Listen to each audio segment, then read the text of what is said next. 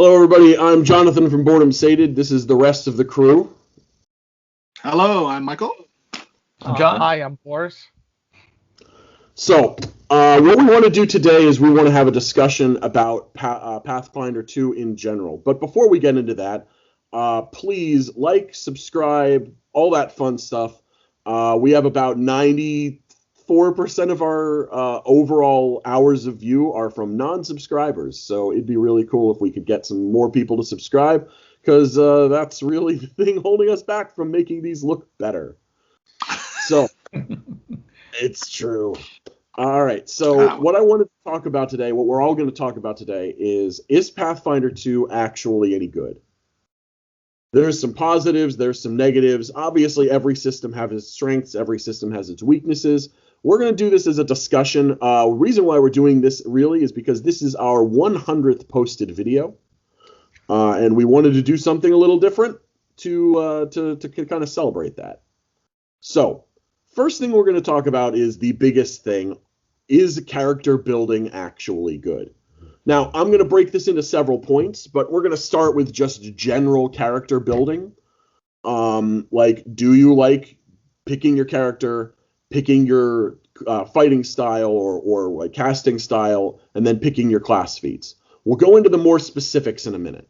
But just generally, if like for a single character, do you enjoy the way that it works and the way it's built in Pathfinder 2?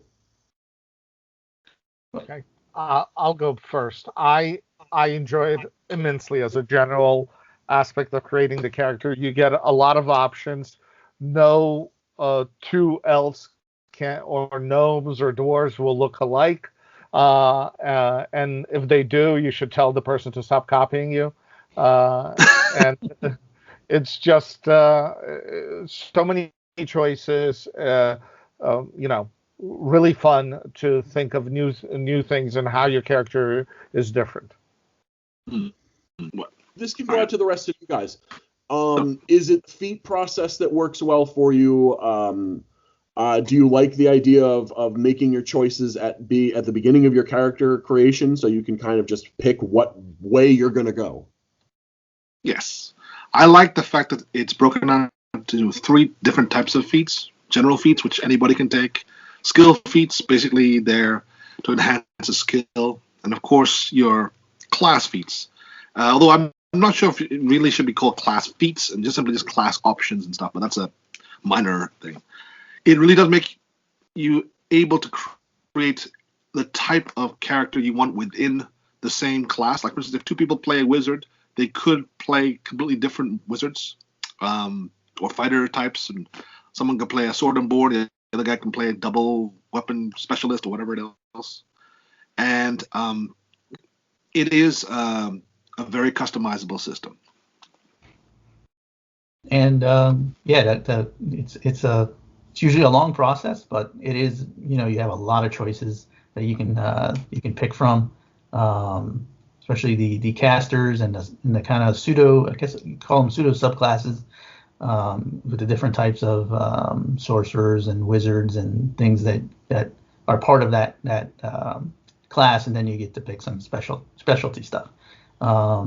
It is a long process in the beginning, but once you're done, you're like, yes, I got a full character ready to rock and roll, and it is a pretty pleasurable aspect of this game.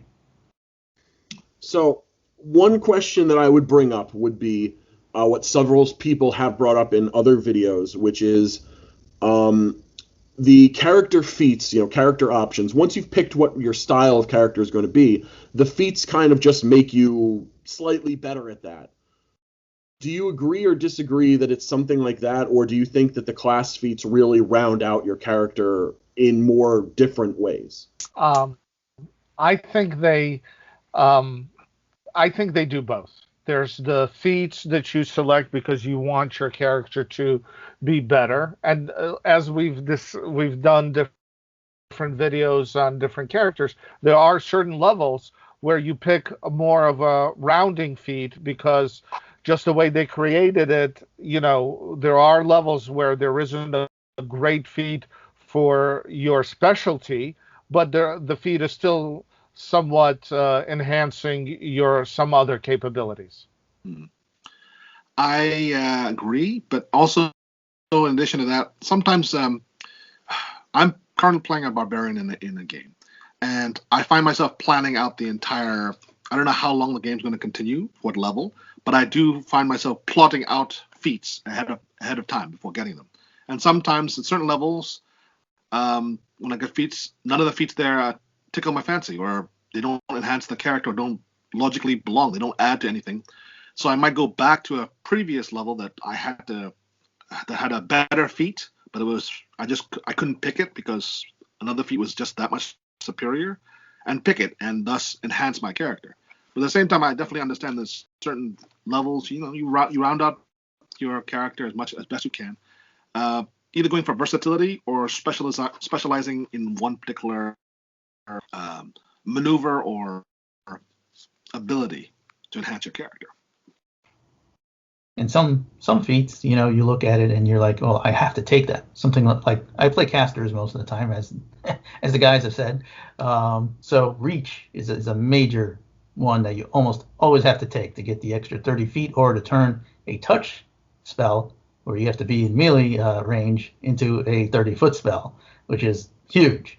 That kind of spell is almost like a mandatory upgrade on many casters. And then some are, for role-playing aspects, and then some are just almost useless for what you're trying to do. So they have enough feats to kind of make you choose. And, when you go up in some levels, sometimes you have to go back into the level 1 feat because it's just much better than what they have, say, at level 4. And, you just keep iterating and going up the levels and picking the right feats to build out your character as you want it. So to continue with that basic idea, some people have also said like the feats that are specific to your character build are basically like necessity feats. You don't really have a choice at those levels. Now, personally, in most cases with that, I actually have to agree. There's a lot of cases where, like, as an example, if you're playing a champion and you've got your choice between your sword ability, your shield ability, or your on the level where you have the sword, the shield, or the companion, you're going to go with the one that you chose because it is a more powerful ability and it usually stacks with some of the rest of your build.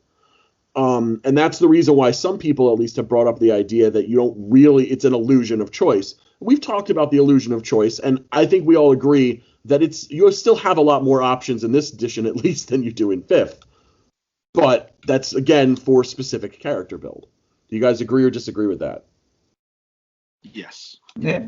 You have to. Yeah. When you have a feat that, like, for instance, when you go with like the champion build, that's not really that new a system or a way of categorizing.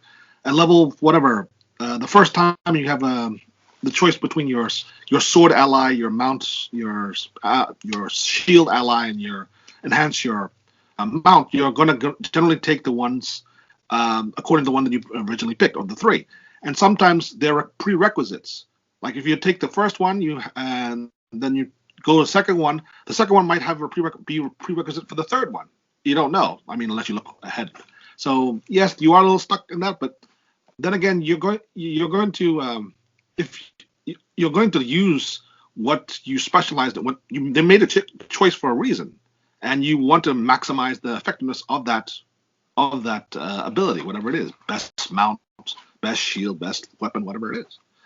So yeah. But just like with the champion at a higher level, you can choose a secondary ally. So you don't have to continue to pick those. You can try to enhance and be sort of reasonably good at both rather than really good in any one. True. That is true. All right, so I'm sticking with character options things, but now we're going to switch a little bit into the concept of multi-classing. Now, this is something that we all kind of agree is something Pathfinder 2 did not do very well. Pathfinder 2, the way you do multi-classing, in case you have not seen any of our other videos or played any Pathfinder 2, you don't really multi-class, you take it as an archetype. You use your class feats to go into that secondary class. Now, originally, when at least I saw this, I thought it was a very cool idea. And I still think it is a cool idea. But the amount you get with those feats is a bit disappointing. Do you guys want to, if you agree, say you agree and give reasons. If you disagree, please do so as well. Well, I definitely agree. Yeah. I I agree, and I think the problem with it is that you in the allowed rules you sacrifice sometimes an important feat for that archetype. I think if you use the GM rule and offer a free archetype feat just to enhance characters, that is a little bit different. But yes, as your standard rules without the GM rules, the archetypes, they don't really. I haven't seen any archetype that would enhance any combination of characters. They might not make you weak, but they don't make you stronger. But they might definitely make you weaker. and it might add flavor, to your class. I mean, the spellcaster ones are weak for archetypes. You don't really want to go into those, but the martial ones can actually maybe enhance you, maybe give you more flavor in a different style. But going into the spellcasters doesn't look that good. And that's something I was going to mention, and I agree that going into the spellcasters, they've tried several times to make it more and more powerful, but if you use about 4 to 5 different feats in one spellcasting archetype, you're still only going to get about 4 or 5 spells. And honestly, in some of them, you're only going to get like 3 spells. It's quite weak. You can maximize how many spells you go into by going wizard, taking the appropriate ones, but are you gaining from this? Are you really gaining enough to make it worthwhile? No. In every other edition, at least any other recent edition, when you multi-class, you strictly go into that other class. So you have multiple classes. In this, you don't, and I love the concept of it, but the execution is nearly impossible. And I think they did a reasonably good job for what their goal was, but it didn't work. Yeah. Do you guys agree with that? I agree. Yeah. Yep, agreed. I agree. I think flavor. That's flavor, but that's not it. Yeah. I mean. Yeah. And if they really wanted to allow you to do archetype, they do need to enhance some feats to do it, because just like John said, it's really lets you role play more rather than enhance your character significantly. And that brings me to my last major topic in character, are the character builds good? Which is there anything that's actually overpowered in Pathfinder 2? In my opinion, there's a reason why we haven't done an overpowered video for it. And that's because there isn't anything in Pathfinder 2 that's overpowered. The feats enhance you, but they don't make you... There's nothing you can do to make yourself actually overpowered. They balance the system for the feats very well. There are characters that are underpowered, but mostly in a lot of other editions, the way you become overpowered is by multiclassing, and the multiclassing system has not allowed that to happen. Now, I think this was done on purpose, but it also still kind of feels bad that you can't make anything that's overpowered. Thoughts? Yeah, the only videos we could make is the underpowered videos. Yeah. I can make easily half a dozen of those. Yeah, Alchemist has come up many times before. I don't mind that there isn't a way to really make super duper overpowered characters, but I agree it would be nice if through archetype you not so much as became overpowered, but didn't lose the way that you might because you're willing to sacrifice more, being a little bit being better as you're progressing for the flavor, as we did the role playing aspect. I think they balanced it so well, but maybe too well in some cases. I had mostly experience from the dungeon master's side of things, and there are certain things I did have to adjust, as all dungeon masters have to in encounters. Now I'm on the opposite side. Now I'm playing up there, so I'm exploring exactly what character classes I'm currently playing. Like I said, a barbarian. So I'm basically a tank class, and I'm up there in the thick of things. And I believe that this system obviously did that. The way they did archetypes was a reason just to add. It wasn't there to really enhance. Maybe it was there to give you some options. Although some of the options are weak from the time you get them. Like certain archetypes you can only get at maybe 6th level or so, and by the time you get them, the feat that you sacrifice from your original class is actually better than the dedication feat you needed to specialize in, and thus you're actually depowering yourself at that level. And the next level, you have to keep putting more feats into the new archetype, and thus growing that to be something comparable or useful, but you're still going down a bit in your original class if you hadn't taken that archetype, if you know what I mean. You're definitely sacrificing something in order to get it. There are a couple of exceptions, But, in my opinion, at least.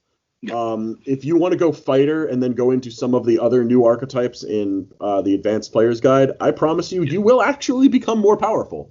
However, are you overpowered? No. So that's really what I wanted to mention in character build in general. Does anyone have anything specific they want to mention that we didn't talk about during character build? No. That's it. Nope. Yeah. Okay. Second thing I want to talk about is skills. Do we think that skills are balanced the way they are? Now, I'll open this up by saying that I think that the way they've set up the skills is interesting, but having classes that gain skills twice as fast either makes skills so that they're not as important as they should be or too important. And really the problem I have with skills is going to be based in the monsters, using skills with monsters. And we'll talk about that as a combat balance thing, and we'll get to that in a little while. Right now, the question is, are skills balanced for your level? And that really just comes down to trained, expert, master, legendary. I personally feel that a legendary skilled person should be able to do things relatively easily because you're legendary in your skills. And being trained shouldn't mean that you're useless in your skill, but at high level, when you have the ability to get to legendary, that's the way that it feels, at least to me. Now, this is one where we're going to disagree a little bit, but my opinion, at least, is that. I have reasons behind it, and that's basically based in combat again, which we'll talk about a little bit later. My view is I think they are mostly done correctly are on par. Although I would say I would have liked to see a little bit of a bigger jump for Masters and Legendary. So because those I think the titles sort of enhance your viewpoint of what that level of training is. If they maybe use different titles for it, you might have expected different type of results. But I think that if they made +2 bonus for train, +2 bonus for expert, and then +3 bonus for master and +3 bonus for legendary, it would have been a little bit more in line with what you would expect based on the name of the thing and what you should be doing at those levels. But overall, I think it's appropriate because in my view, yes, you're saying trained is weak, but trained means you have, in my opinion, means you have just a basic understanding of how to use those things properly. You're not, you're not. It's probably equivalent to, I would say, a high school education, whereas an expert is equivalent to maybe an associate degree or a college degree. A master's is your master's, and a legendary would be PhD and probably 10 years of experience doing that on a regular basis. So you want to rename it like trains? It'll be like Yeah, you're a jabroni. The expert is like, you're not bad. Yeah. And see, Master that's is my like, big. all right, you know what you're doing without fluffing up. Yeah. And that's my basic issue with it in general. Master doesn't feel like you're a master. Master feels like, oh, it's necessary for the level we are. And legendary is like, I'm not legendary. I'm appropriate for my level. Right. And that's part of like overall game balance, and we'll talk about that again. That'll probably be what we talk about at the end. But for right now, you have to, when you talk about skill balance, you have to also look at the skill DCs. And the skill DCs go up faster than you level. For example, at level 1, your skill DC is 15. At level 20, your skill DC is 40. Now, should it go up faster than 1 per level? Maybe. If we stick with the Master and Legendary being the way they are, maybe instead of increasing it by 1 and 2 sometimes, maybe it should just increase by 1 each time. Because that would still maintain our balance and make it so that we could work with it that way. There's lots of different ways to think about it, and obviously they put lots of time into thinking of how to balance this system. I'm just curious about some other things. And again, the DCs for level are one thing, but then we're going to get into using DCs against monsters, and that's going to see, we're going to get to that when we talk about monster balance. But any other points on skill balance that you guys want to bring up before we move on? Yeah, for the skill, it's kind of like if you're around 50%, you're not that well trained. So, you have to be a lot more above a 60%, 50, 60 percentile success rate if you're a legendary. Legendary means if you're a legendary doctor, you should be able to take a head from one creature and put it on another creature, and that creature's fully that's a legendary, right? An expert is your normal doctor that you see every day, right? That you don't want legendary does sound legendary does sound as if you are one of the top in the world, the best in the world, that your skill is so far and widely known that's probably the thing that you're best known for. Like, for instance, if you're you have crafting and legendary, you should be like the legendary smith known as Wayland Smith, who can craft magic weapons. He's immortal. I mean, just simply that level of what the fuck. Or if you're a bard and you have legendary performance, you will Shakespeare. You're literally that. You will Shakespeare. You are the bard. Whatever by stories, or you're a rock star, whatever else it is, you should be known far and wide. In fact, in addition to that skill, I would suggest also that people get to recognize you easier. If once they hear you, whatever it is, you are just like such and such, and that happens to be you are that such and such. But it's like, all right.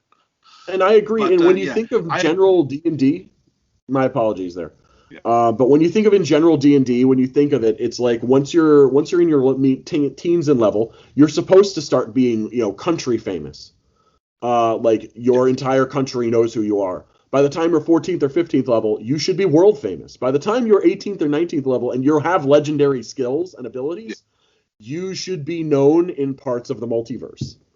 Like there are people in other dimensions that should have heard of your deeds. Right. That's the idea here. And again, so it's like they've heard of your deeds. So what do you need to successfully talk this king into giving you some stuff? I got a 50-50 shot. I'm legendary. So what I think you're saying, Jonathan, is that if they rather than call it legendary but said, hey, you're good enough, you wouldn't have a problem with that you were 50-50. Yeah. If the wording was a little bit less majestic. Then that might be part of the quick fix or something like that. Whereas your reputation adds to your role, or maybe that alone reduces the role on certain things, like all diplomacy, intimidation, that type of thing, and deception against people who know who you are. That would reduce it by at least 2, maybe 5, depending upon what your reputation. That alone, just for that would solve that particular. Right. For instance, if you're feigning somebody, or if you're trying to intimidate somebody, and they know who you are, I mean, really know who you are, you see that in the Old West all the time. Although that could be double-edged sword, obviously, depending on the situation. Because people will start challenging you all the time. But sometimes, like, you're gonna draw that sword. you know who I am, right? And they're like, nope. Keeping the sword in my hilt. I'm just holding it. Yeah. Hey, by the way, we're not. That would reduce the And that would solve some of the DC problems. I totally see what you guys are saying, and I think with the I have a much more desired to play games where they're skill based. In the past, like Ruin Quest and Rollmaster and all of those. So that legendary thing doesn't bug me as much, but I totally understand. They're calling it to legendary, and you're looking at it. I only have a 50-50 chance. How am I legendary? you know, totally Legendary should be get a it. five. Legendary should be 5 up, no matter what. unless you're like in a gale and you're on the ice or whatever it is, you're trying to maintain your balance. Then there may be a 7 or 8. So look, my thing is, if legendary, like we are legendary. Think about it this way: you can't get legendary skills until level 13. You can get legendary abilities starting at 13, but most of your legendary abilities come at either 17 or 19th level. By the time you're 19th level, you should be legendary. All spellcasters get legendary at level 19, and that's what we're going to transition into: spellcasting. Is spellcasting in this edition any good? And my opinion on this is basically, again, going to be mixed in with the monsters. Is the spellcasting system good itself? Yeah, I like the spellcasting system. The 4 different types of magic are very cool. There's mixed abilities in them. There's all sorts of ideals in there. The actual spellcasting system itself, I like better than definitely better than 5th edition spellcasting, and I like it equally, if not better, than I did Pathfinder 1 spellcasting, which obviously means 3.5 spellcasting as well. The balance of spellcasting in itself is excellent. The problem is when you get into monsters. Monsters at your level and higher especially have way too high of ACs. They have way too high of saving throws, and their ability to hit is way higher than it should be comparatively. Again, we're going to talk about that next, but for right now, what are your thoughts on spellcasting in general? The problem is, it's hard not to take spellcasting and also put it into the combat aspect, because half of spellcasting, if not more, is going to be used in combat. Right. So, do I like the system? Yes. But I feel there's issues with the combat system, and that kind of mixes in, and which is the reason why overall I think spellcasters are weaker than they should be. All right. I like the 4 degrees of failure. It does add something a little bit interesting to the mix. I think the spell saving throws are a bit of a problem, especially at high level monsters. And I don't like the fact that the spell attack rolls aim at the same thing that everyone else aims at, which is AC. By its very nature, this is mostly cantrips, but there are other high level spells where this is applicable. When you're casting a spell at somebody and they're either heavily armored, armor shield, whatever it is, or they have a thick hide, that's what makes up their armor class. That's what they're composed of. You should be able to hit them a lot easier, because it's not the rays or the energy bolt, whatever it is, or the electric arc isn't hitting them because of penetrating that thick armor. It's just hitting them. That's the effect. So there needs to be an adjustment in that regard on spell attack rolls.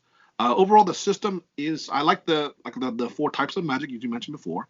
They are distinct enough to be interesting, although there's some overlap here and there, but that's part of their appeal, that you don't feel like you're deprived when you pick one. You're like, oh, I can't do this, and I'm now going to be stuck in this particular role, whatever it is. There is some overlap here and there.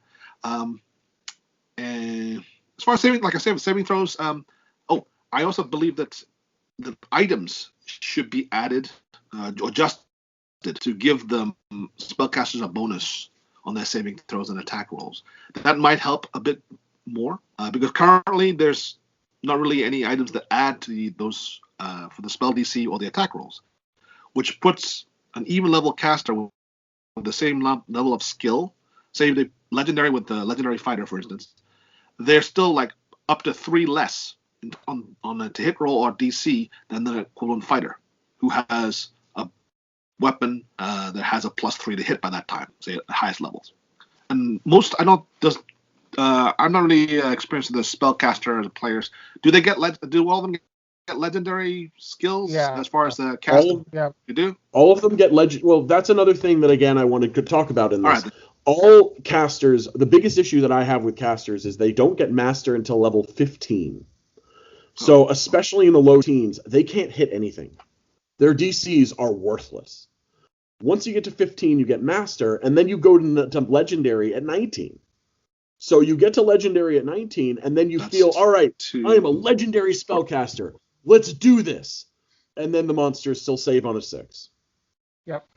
I have to agree with Mike that the not having items that affect the saving throws or the to hit roll for wizards really makes them even more underpowered than what they are. Because as a homebrew, you can add them, but not having it part of the rules really takes away from their efficiency.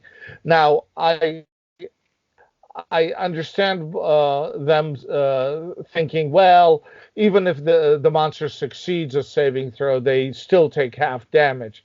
But if you're constantly, that's all you're doing. You're doing half damage, with every single spell. And by the time, you're, let's say 15th level, going against a 15th level fighter, doing half damage, if the fighter gets lucky and hits on his third attack, you pretty much did less damage than the fighter every single time.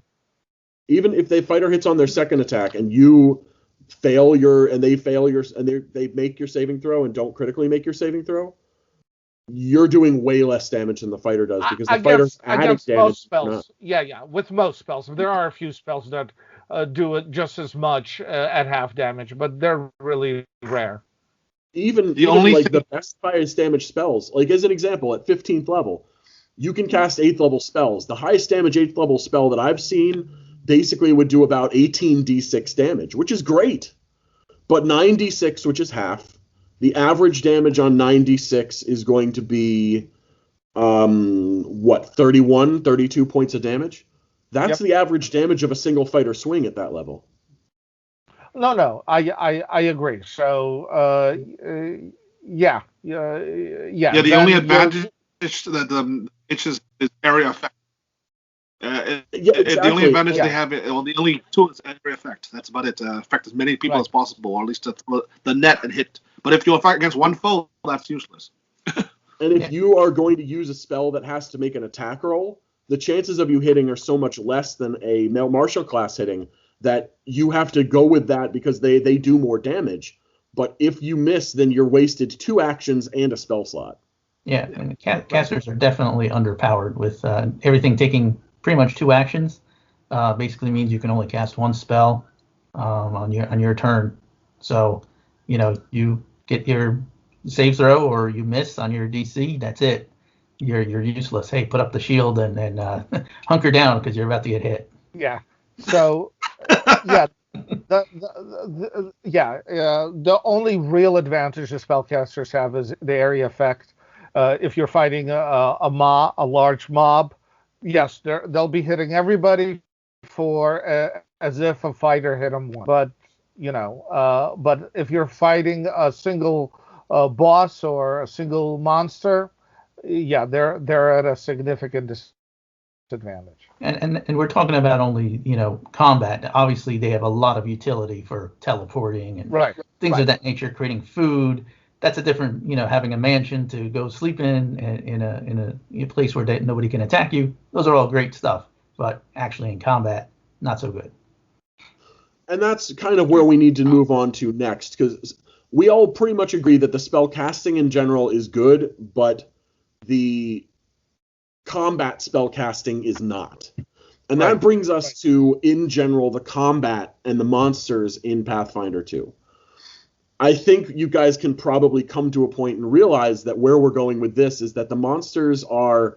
This is the reason why I like the system as a whole, but I don't feel like I'm ever actually heroic or a hero, because the monsters stay slightly more powerful than you the whole time. When you're fighting against something your level, they have a higher AC than you, they have a higher plus to hit than you, they have higher saves than you, they hit you on much lower than you hit them on. Even if you are a fighter and legendary, your attack bonus is probably the same as theirs, but they're still going to hit you easier and all of that. And that would be fine if it wasn't for the fact that the monster also still has double your hit points, which is the reason why you're fighting one monster against the party. And casters just have it that much worse, because you can't hit in combat in general as a caster unless you roll well. I, in general, personally, as a player, try to do as efficient as a job of making my plus to hit as possible in every system I play. The reason I do this is because I roll like crap. I assume that my average roll is going to be a 7, not a 10 or an 11 like it should be. I assume I'm going to be rolling on average a 6 or a 7. So I need to make sure that a 6 or a 7 is good enough. I can't do that in the system. It's not possible. And some, of course, sometimes he has 5 rolls. Roll five critical failures within. The dice don't like that it. has happened. Look, there's a reason why I create overpowered builds. In previous editions, there's a reason why I always used to make the overpowered guy. And the reason I made the overpowered guy was because if I'm not overpowered, I can't hit. So the combat said, yeah. So the combat, yeah, against an even CR creature, yeah, it's tough to. It's basically a war of attrition. That's basically what it is, and you barely make it out alive. Almost every single fight against that. When the system itself actually says that's just like a standard encounter, that's not even a difficult encounter or extremely difficult, a challenging versus a very hard one, where the CR is like 1 or 2 higher or 3 or 4 higher. I'm scratching my head. I'm like, there is no way in hell they're going to survive.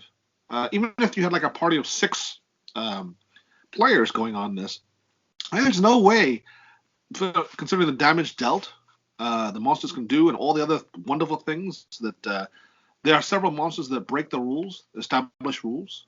Like for instance, for conditions, I like the conditions, the whole system of conditions. That's very nice. They go up to a number from 1 to 4. Okay, that's how severe the condition is. But there's several monsters that break those rules. There's a particular one that could drain you up to condition 10.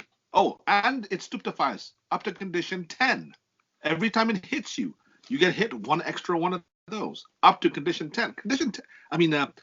Drain 10. Drain 10. If you don't know what that means, is you're screwed. Basically, you're screwed. But yeah, so as far as the combat is concerned, the GM has to do a lot of finagling here and there to get the type of encounter he or she wants. Standard encounter, something that's like a bunch of guards that just simply are there, and you designed to just barrel on through, but they have to be there because of the positioning in the fortress or the dungeon or whatever else. That should be like CR2 less than the party or something like that. The boss himself should be about the same.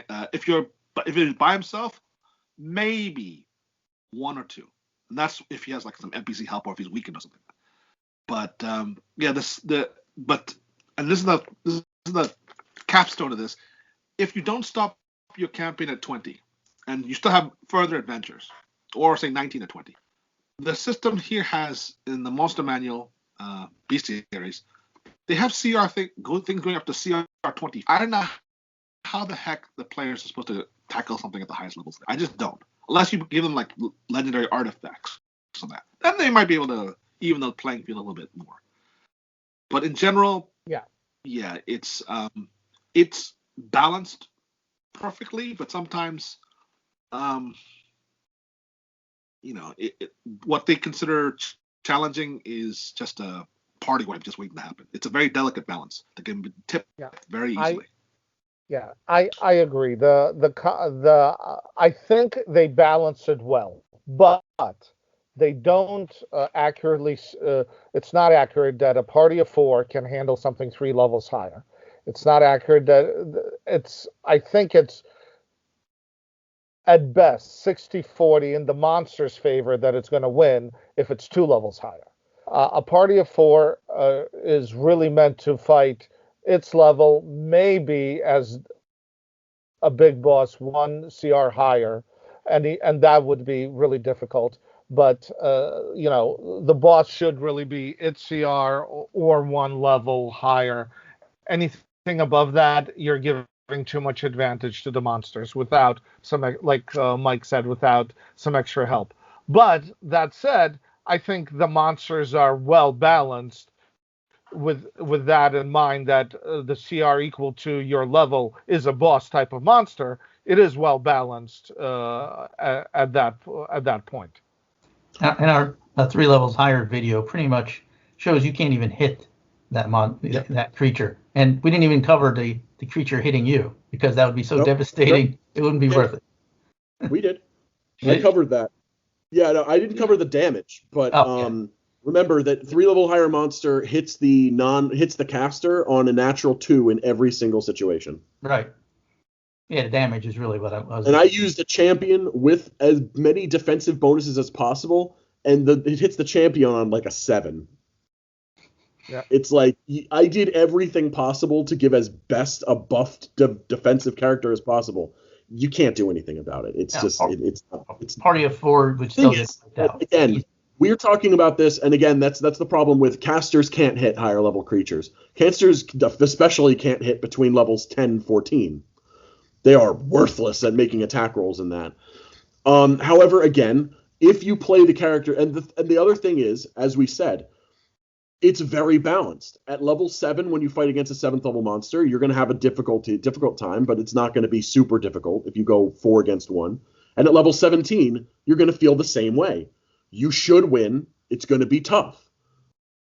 So the system is very balanced in that way. But this is very different from every other system we've ever come into contact with, because in every other system, once you get high enough level, you're supposed to be going up against things that are higher than you. Because that's just the way the system's built. Not here. This system is so balanced that it's underbalanced. And you don't feel that legendary thing, right? Yes, yes. At 20th level, you will not be going against what's some of the 24th? I think an ancient gold dragon. Ancient Gold's 20. You got to go with a bit different one. Oh, okay. Yeah.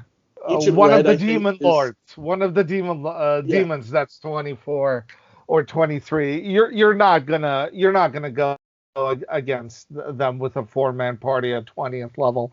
And I totally get that. It just at some point you want to be super legendary heroic.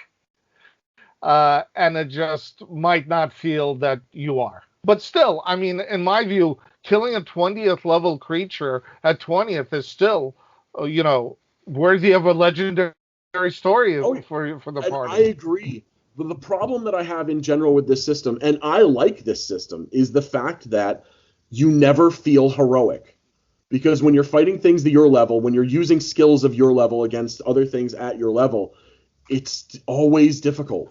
There's never a time when you go against something, unless you're intentionally being put against things that are relatively easy, that you actually feel like you are superior. The reason why I play role-playing games like this, especially heroic-based games like Dungeons & Dragons, is because I want to feel like the hero. I don't feel like the hero of the story. When we played our game up to level 20, I didn't feel like the hero of the story. Like, I knew that I was just as good as everybody, and all the NPCs that were our level and things like that. But I didn't feel like the hero of the story by any means. Now, the problem, of course, is I was also playing a caster, and high-level casters kind of suck. Because, again, in combat, out of combat, great. Skills, work, things like that are excellent. Yeah. The system itself works. it's very balanced. But the thing is that I just never felt heroic. And that brings us to our final real question here, guys. Is Pathfinder 2 actually good? And really the best way to say it is, would you want to continue playing Pathfinder over playing other systems of the type? Now, for me, because I'm just going to answer this question first, it's a difficult answer. And I enjoy playing Pathfinder 2. I haven't played enough different character classes to be able to see. Hell, none of us have even actually tried playing a fighter, which is probably the most powerful character available. None of us have even tried it. We haven't played a rogue high enough level to see what a real skill character can do. But overall, do I like the system? Yeah, but I feel like it still needs some balancing things, and they're not going to change those balancing things because it would overhaul the entire system in general. But do I like this system better than 5th edition? I like the system. Mostly. At high level, I actually like 5th edition better. Because multi-classing is an option that you can actually use. I think out of all the current systems that I've tried, Pathfinder 2 is definitely my favorite. Is it the best system of all the systems that I've played throughout? I think the weaknesses that we described and just my own personal preference, no. But is it in the top 5? Definitely. I like the system. Again, my experience is mostly from a DM's perspective. It balanced it. Like I said, there's an issue balance, but it does feel. I understand where Jonathan's coming from as far as feeling heroic. A lot of the boss fights we had generally took around the same amount of time, and it does become a little bit more. Because I always felt that boss fight should be the one that's all right. It could go either way, or at least feel like you are in some sort of danger. But they generally lasted around 8 to 10 rounds, and if you keep, I guess it's my fault in that regard. If you keep doing that kind of format for a battle, it does get repetitive, especially when if you're doing like mid levels. Okay, if you're doing the high levels, you might think that, oh hey, this is like. It's risk versus reward, and it feels like I'm doing the same thing I did a couple levels ago, and it doesn't feel unique. That's more flavor text, and there are definitely issues. There are certain things that need to be tweaked. You do have to watch out as a dungeon master more on the DCs, and that rules is written. There's definitely some flaws that definitely appear. And classes are not all well balanced against each other. Alchemist, for instance, has a glaring problem in its Bombardier class, and which has some flaws.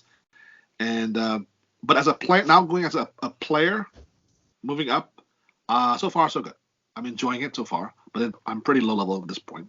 But as a system as a whole, I like it a bit more than 5th edition, because even though 5th edition was much more simpler with the advantages and disadvantages, again, it's too simple in that regard. It doesn't. When I looked at all the classes and their abilities that revolve around this basic system of advantages, disadvantages, and other things like that, it doesn't really feel like they're that much different. There's no the flavor for a lot of classes are just, oh, this is this type of damage versus this type of damage, but it's the exact same mechanic, and doesn't feel like you're doing anything different. And you do feel a little bit better with that with Pathfinder 2. So as a system, I enjoy it considerably. Again, from a dungeon master perspective first, as a player, I don't have as much experience, and so I have to say I'm as they say, the verdict is still out. The jury is still out on that one. But as a dungeon master, I did like it. So, John? As a for D20 system, I have not had a ton of experience in the Dungeons and Dragons style. I played a lot of 2nd edition, Dark Sun campaign, Ravenloft. Played some 5th edition when we started doing this, and now Pathfinder 2nd edition. So out of that, Yeah, I mean it's a pretty decent system for the D20 style. I actually prefer the non D20 games. I'm personally like the Palladium stuff much better. I think their system is pretty decent, not great, but it's up there. But for D20, I think the Pathfinder 2e system is pretty good. Well, there you have it. We've come to our wonderful conclusion of, is Pathfinder 2 any good? It's pretty good. It's not bad.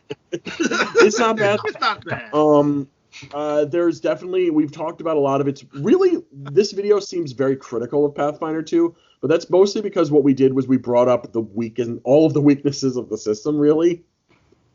It's a lot less complicated than Pathfinder 1, but it's enough more complicated than 5th edition to be fun. Because my problem with 5th edition is it's too simple. You really have to multi-class to even be able to enjoy playing the game that much. Going with a character in 5th edition, one character class all the way to 20, can be entertaining, but it's really got to be based on the GM making the game fun. But really, with all these games, it's all about the playing with your friends, enjoying the game because you enjoy the role-playing aspect of the game and you enjoy the setting of the game. So the job of the system isn't to make you enjoy the game. The job of the system is to make it so that you don't dislike the game. So then it's job. Yeah, so it's its job. We don't dislike it. There's just things that we wish were a little bit different. We think that there are some balance issues that could be fixed. Are we going to keep playing Pathfinder 2 at least for a little while? Yeah, we are. So I think that should be wrapping up everything we've gone over because this has been long enough anyway. If you stuck around to the end, we really do appreciate that. Please like, comment. If there's anything specific you agree with or disagree with, please say it. Subscribe. Again, only about 94% of our viewers have been from non-subscribers. So 6% of our view time. You guys, thank you. We'd really like that to be a little bit higher. So if you guys would like to help us out with that, that'd be great. So for Jonathan, I'm done. Anybody else want to say anything? That'll be it for us. No, that's Boris, it. have a good day. John, have a good day. All of us, thanks, Michael. and we'll see you next time.